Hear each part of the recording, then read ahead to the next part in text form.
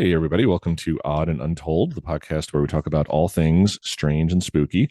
And this week, I'm going to be talking about mainly about a lake monster in central Pennsylvania. It's kind of like Pennsylvania's version of the Loch Ness monster, Nessie. Um, Kind of stumbled across this one. I'm always looking for new cryptids, and I've been researching cryptids since I was a kid. I'm going to be 50 in a few days. So probably from the time I was like 8 or 9, I was like really into cryptids and would go to the library and read books. And this is one I haven't heard of, and I will get into why later, why I probably haven't heard of it and why it probably isn't as popular as some other lake monsters like Champ or Nessie. But I'm also going to talk a little bit about some other Pennsylvania cryptids because there's not a lot of information on this Pennsylvania lake monster, Raystown Ray, it's called. And yeah, I'll talk about some other cryptids from Pennsylvania.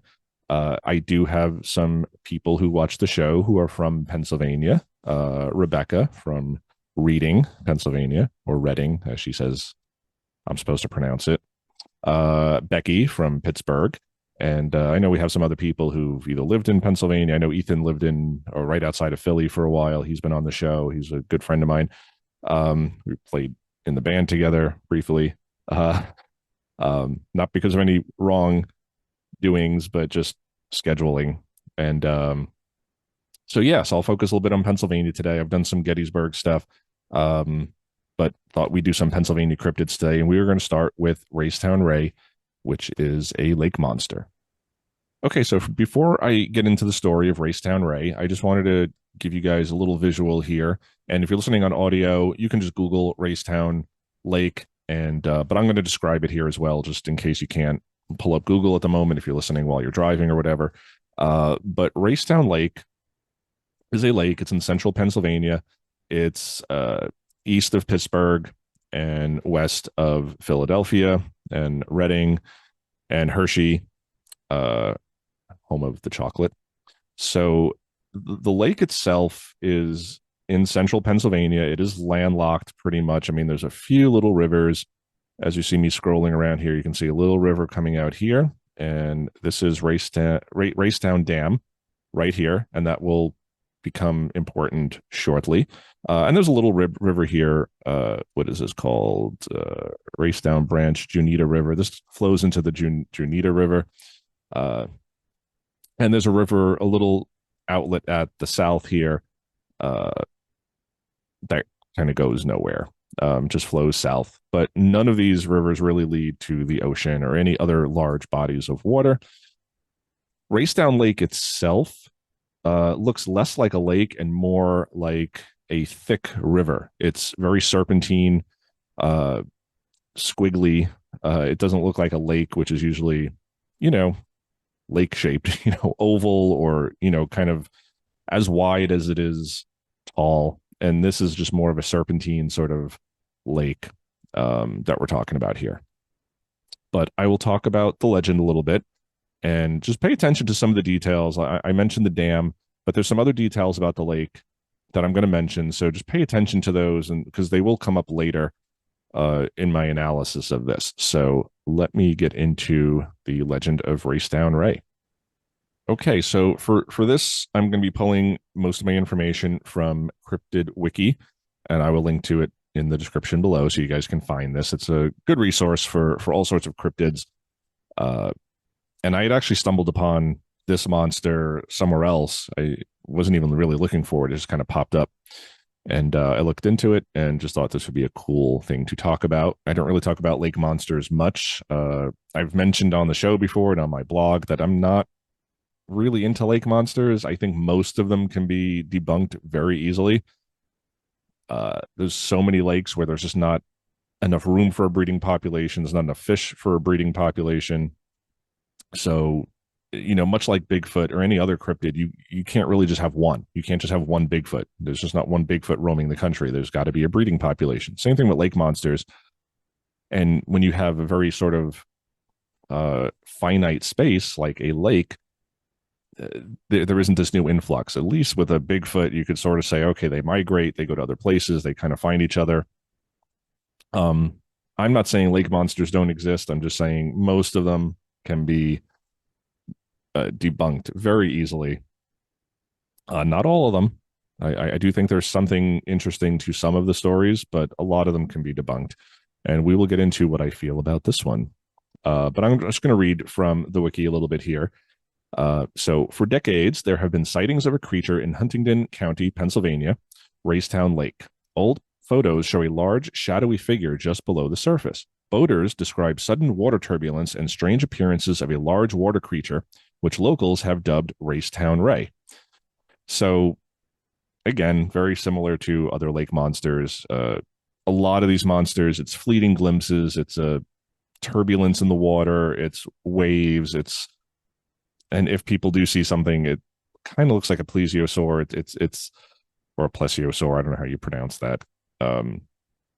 But kind of the humps and the serpentine and the long neck looks like a dinosaur, from what people say.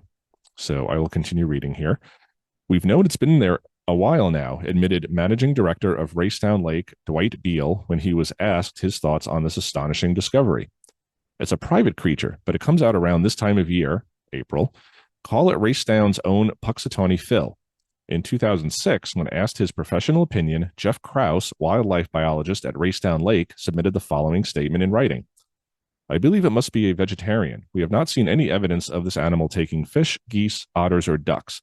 So I would suggest that our swimmers and boaters are very safe. It appears this animal's habits are similar to manatees, which are completely herbivorous and gentle. I had a really hard time saying that. I don't know why. My brain is just not functioning well today.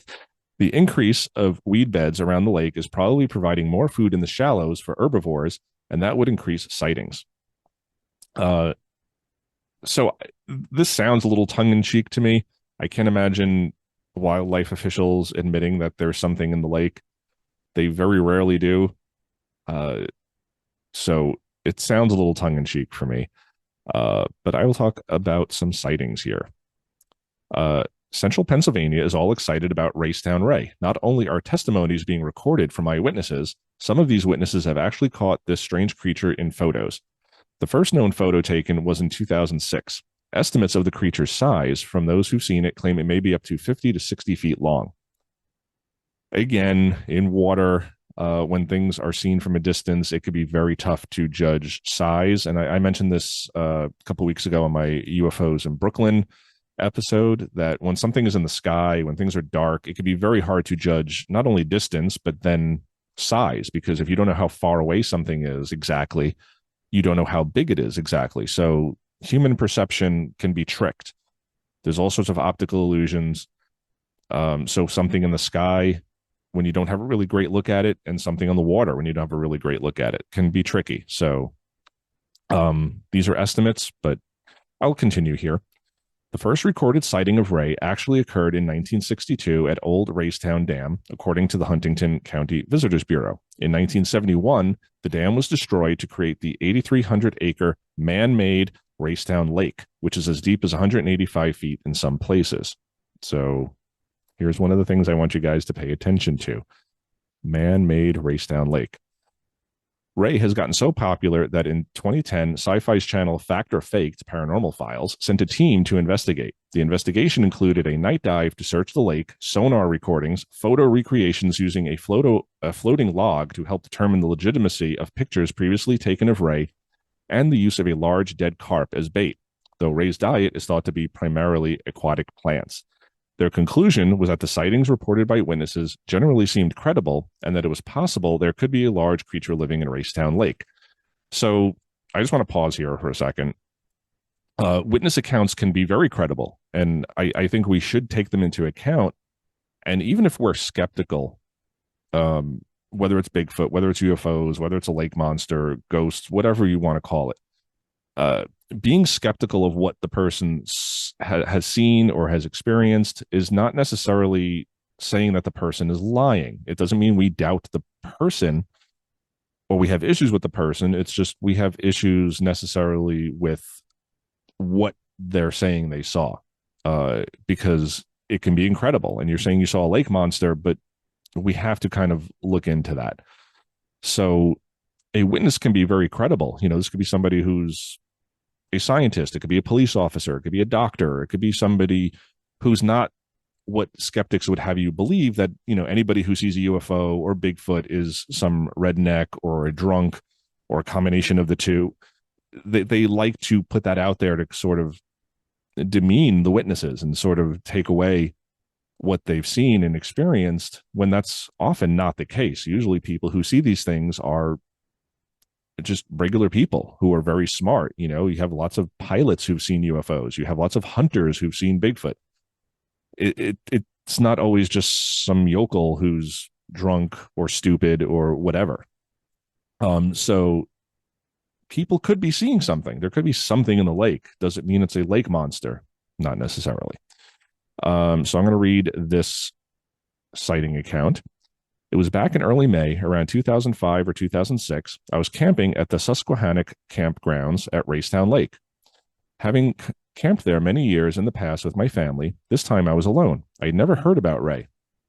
As had been my normal routine, first thing in the morning around 7 a.m., I would go for a swim on the south side of the camp area called the Bow. This was the first time there was no one else in the area. Houseboats like to come there because of the no-wake zone. As I was swimming, I looked up and saw something swimming ahead.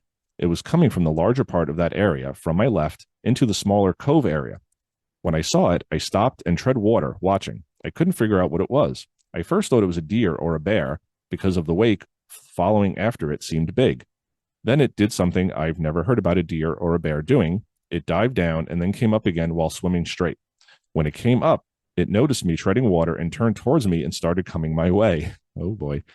I stayed treading water until I got about halfway to me, and then it dived under again while coming towards me. That's when I took off swimming back towards the campground area, because I thought whatever it was could outswim me. I decided to go to the shore, but could not get totally out of the water due to the high bank along the water. After standing with a 30-pound rock in my hands, what seemed forever, I noticed the thing swam back up to where I first saw it. I waited, thinking it would come up to the shore and climb out, but it never did. I swam back to the camp area and never went back in until the next year when my son and I went camping. I don't scare easily, but this got my attention. So a few things. I don't know if I'd come back the following year and bring my son in if there was a monster there. Interesting that he thought it was a deer or a bear at first. So it almost seems like he saw a head or something protruding out of the water and then a wake behind it. So again, this sounds like a credible witness. He saw something. Something scared him. What that something was, that's really what's up for debate here. Is this, a landlocked dinosaur in a lake, or is this something else? But again, he seems to have seen something. Something scared him. He ran to, swam to shore, picked up a rock, was ready to defend himself, and initially thought it was a known animal. He's not thinking lake monster. He said he had never even heard of this lake monster. So what was it that he saw? Very interesting. So some possible explanations, and then I'll get into my thoughts. Like many other lake monsters, Ray is often claimed to have a large, slightly humped body and a long neck, which emerges from the water, leading to speculation that it could be a surviving plesiosaur-like species. However, the popular depiction of plesiosaur necks arching out of the water in a graceful S-curve has been debunked by modern research. So their necks can't curve the way that we think of, like Nessie popping out of the water or any other lake monster. And they are now thought to have been physically incapable of lifting their heads out of the water in the stereotypical Nessie pose. So as I just said, they had the long necks, but they weren't popping them out of the water like a periscope on a submarine to look around. They would just swim. The most likely explanation for sightings seems to be large carp, which are known to inhabit the lake and which frequently grow to over 25 pounds and several feet long. Raystown Lake vendors even sell food pallets so that visitors can hand feed the dozens of massive carp that come to the docks. Common carp are originally native to Asia, but have been stocked as a food fish in the U.S. since the 1870s. They are omnivorous, voracious eaters, and can reach massive sizes and weight upwards of 100 pounds under the right circumstances.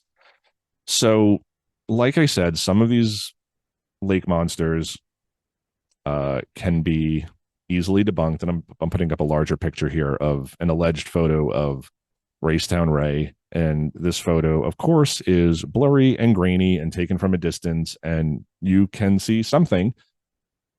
Was the photo manipulated? Is this just a misidentification? This could be a large tree trunk just floating in the water. This could be any number of things. There's just not enough detail. It's dark. Um, the shadow doesn't look right to me. I mean, there's a lot of things here that just don't look right about this photo. It looks like a fake. The most damning evidence for me, though, is that this is a man-made lake. This is not a naturally occurring lake. This is not a lake that flows out to the ocean or flows into larger bodies of water. Even Cayuga Lake, which I had done an episode on, there was a Cayuga Lake monster, Old Greenie, and I mean that lake is huge and it's not man-made. So not saying that I believe it, but you could maybe make a case for a breeding population being trapped in there since the last ice age, and possibly surviving. It's a huge lake. I mean, all the Finger Lakes are pretty big. This lake is man-made. There was apparently a town that was flooded. Of course, they evacuated everybody, but there was a town underneath it. Like this lake is not even that old. So to have a monster in it defies explanation or belief.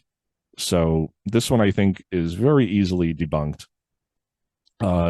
So what are people seeing? There's always the explanation of sturgeon or carp or some other big fish that has just grown excessively large and people are misidentifying it.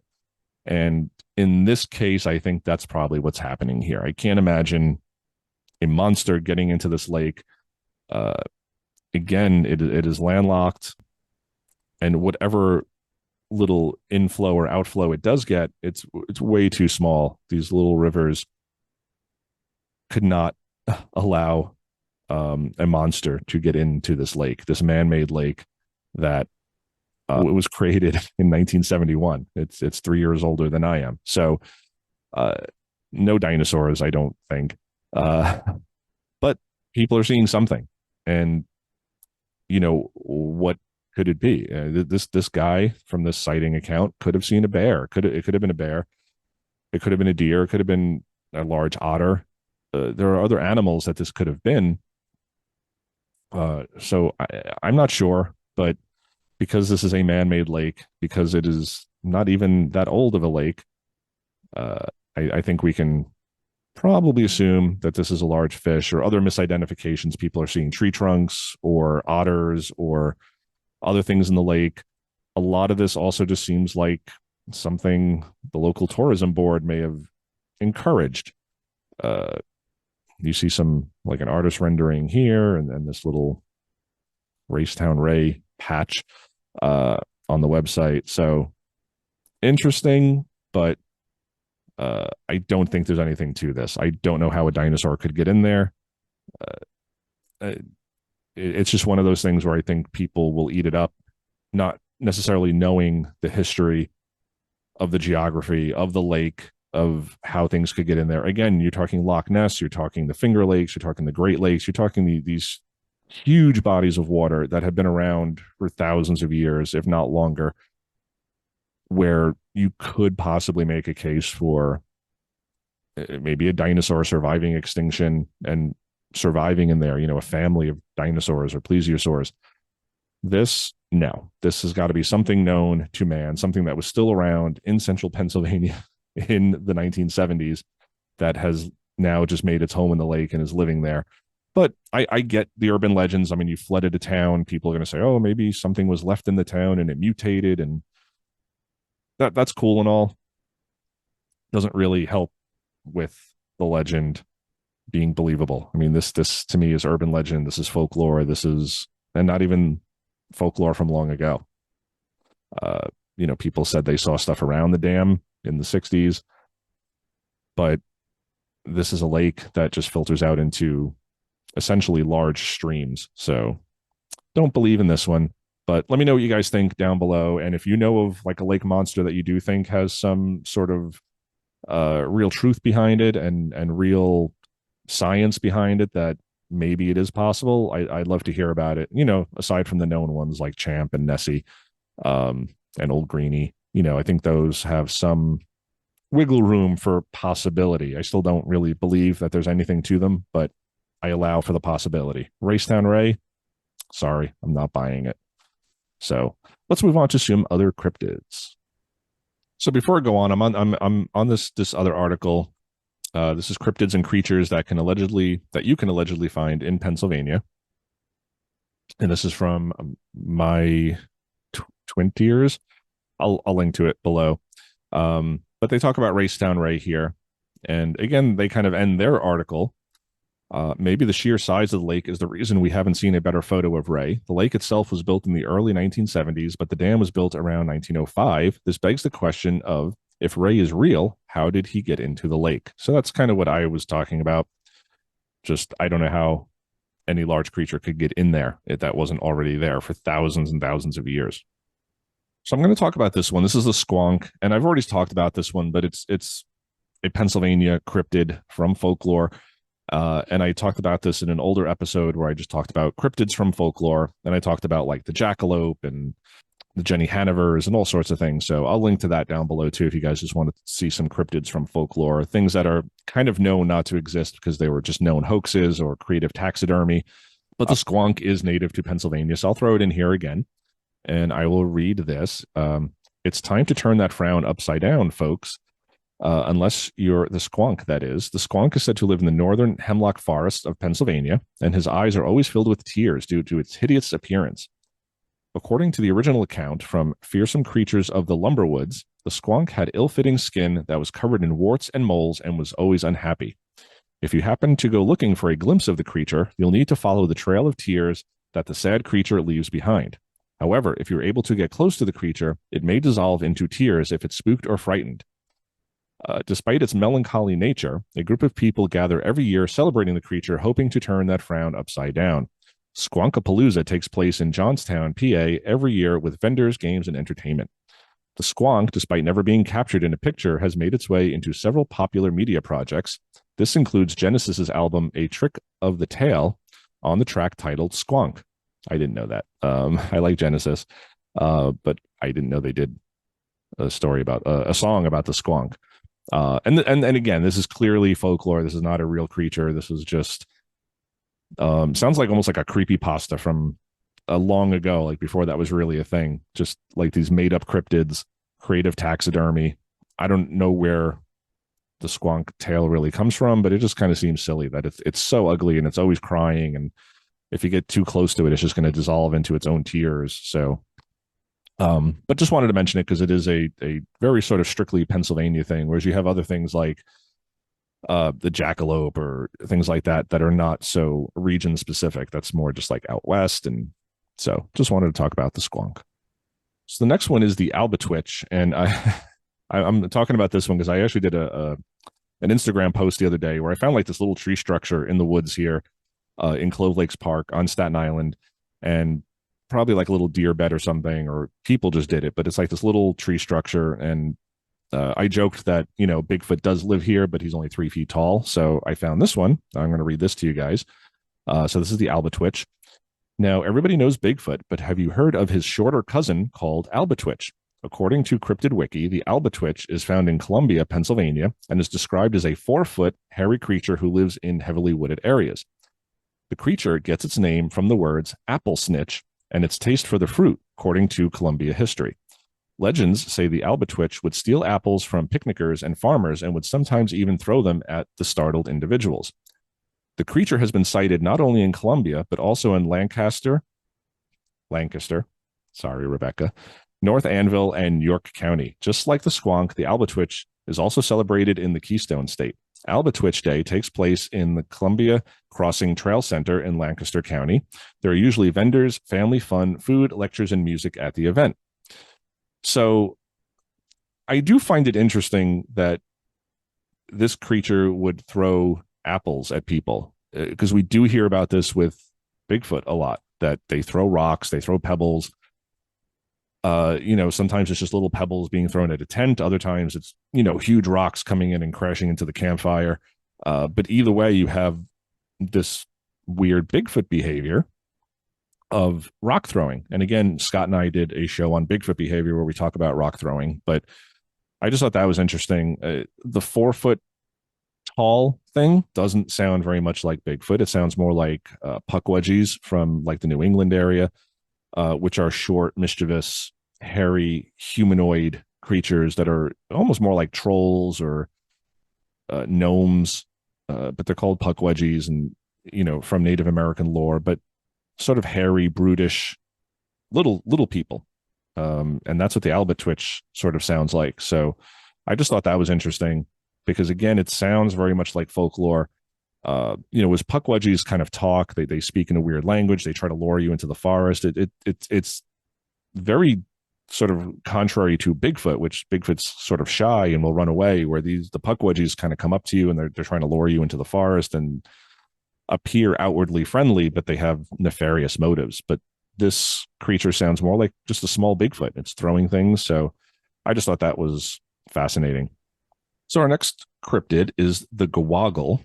I hope I'm saying that right. It seems pretty straightforward. And I will read this. Not many counties in Pennsylvania can say they have an official monster, but for Clinton County, it's official. The Giwoggle is said to be around 6 feet tall and shaped like a wolf that stands on its hind legs, according to PA Wilds. It was also said to have bird-like claws on its front legs and hooves on its back feet. The creature would be especially hard to track due to its mixed features. Unlike some of the creatures on this list, the Giwoggle actually had some lore behind its debated existence. According to PA Wilds, the legend goes that witches who were offended would conjure up these creatures to terrorize the people who committed the offense. Most often, the Giwoggle would terrorize them in the form of petty vandalism. Okay, it's like going to key your car or something. According to the Lock Haven Paranormal Seekers, the sightings of this creature date back to the mid-1800s in Clinton County, but one such Giwoggle encounter was in downtown Lock Haven in 1909. So this sounds very much like a dogman that we hear about a lot these days, which is kind of the cryptid du jour, I guess, lately. Dogman or werewolf or the beast of Bray Road or a skinwalker. I mean, again, everybody throws that word around now, skinwalkers. And even the legend kind of has that kind of skinwalker feel to it of like, these are witches conjuring this up and terrorize people who offended them as a form of revenge. And again, not a one for one with a skinwalker, but you kind of have that little bit of overlap and similarity where it's, a witch or a shaman or, whatever, but transforming into a dogman. And again, the dogman seemed to have like claws for hands and not paws. The hooved back feet is interesting. But again, this sounds like very much like folklore.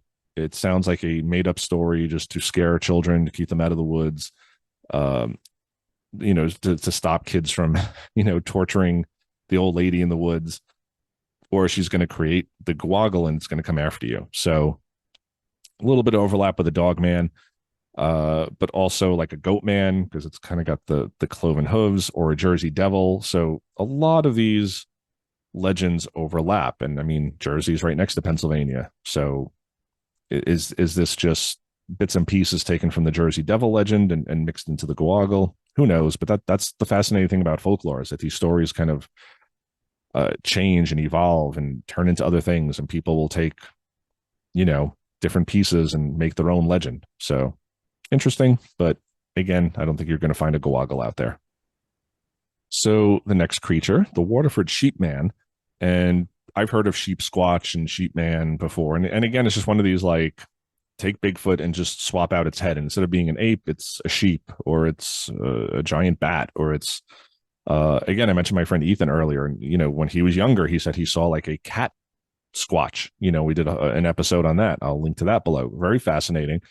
So you do hear about these like weird variants on Sasquatch or Bigfoot where they have different features. They could look like a cat or a sheep. And, I'm going to read this one and let me know what you guys think about this, because these are fascinating to me.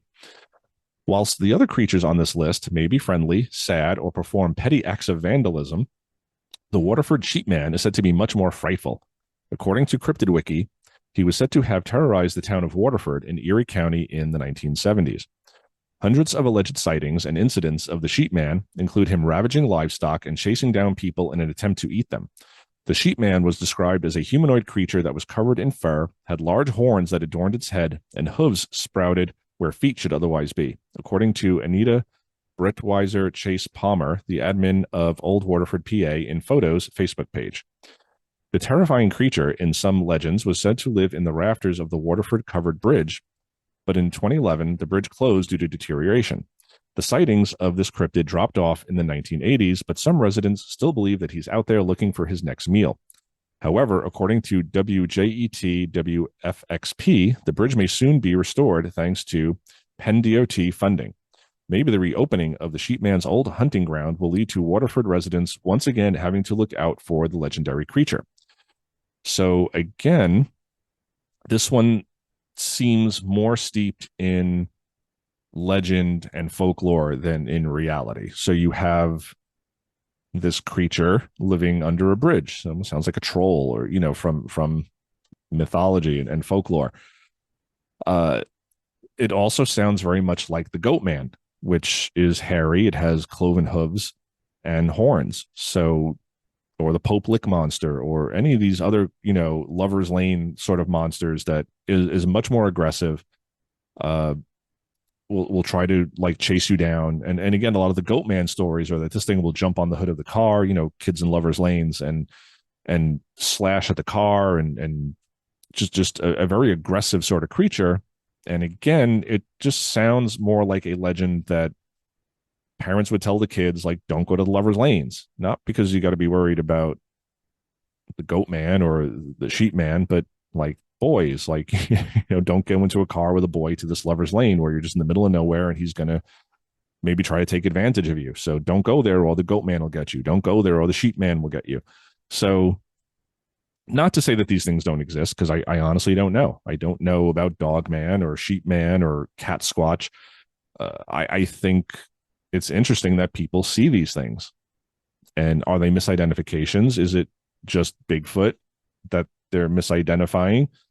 Because I can believe an undiscovered primate more than I can believe a humanoid goatman. I mean, one just sounds very sort of scientific, and again, maybe a stretch, but there's a precedent for it, undiscovered ape, versus something that sounds like it's out of, like a supervillain in a X-Men comic book or something, and, sheepman. And so who knows? But I do think all of this is fascinating, which is why I do shows on them. Because if I didn't think there was a smidge of possible truth, I wouldn't be talking about them. And I can give my opinions, but,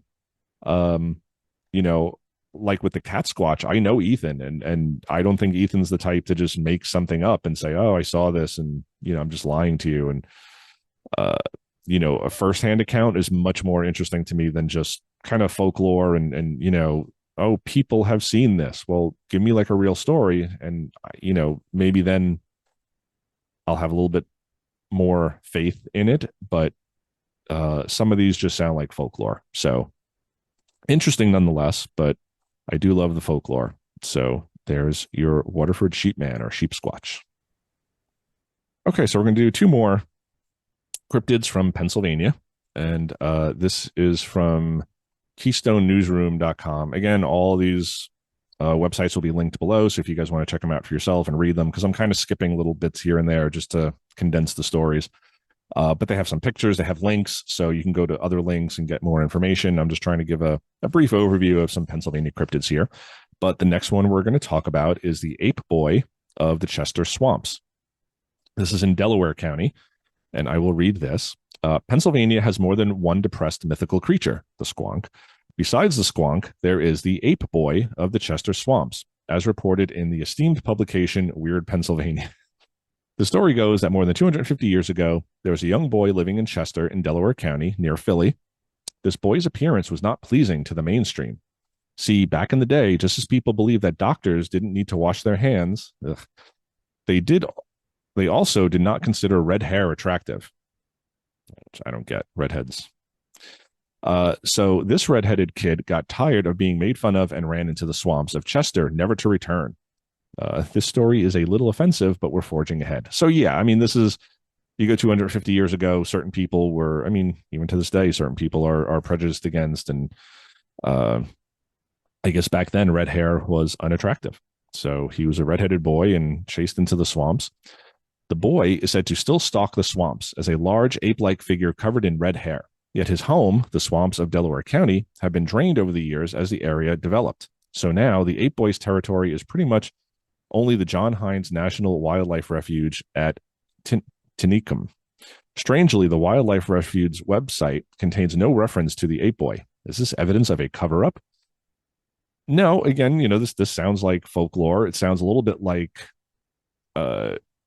and again, I hate using one unproven to explain another unproven, but Bigfoot. It sounds like Bigfoot. There's a lot of Bigfoot sightings where they say the hair is reddish, or reddish brown, or even just red. You'll hear like like almost like an orangutan color, like where it's like that orangish red. So could this be a Bigfoot? And people just say no, it's this Ape Boy. But very interesting that you have from 250 years ago primate sightings in North America. In Pennsylvania, people are seeing an ape man or a wild man covered in red hair. And there's the backstory to explain it. And a lot of legends, that's where they come from. Why is this bird, why is the blackbird black? But some of the feathers are iridescent. There's a story behind that. And Rebecca just told me about that the other day. And I'm not going to repeat it here because I'll probably get it wrong. But there's always like these sort of explanations for back when we didn't really have the science that we have today. So I don't know. Maybe they're just seeing something in the swamp.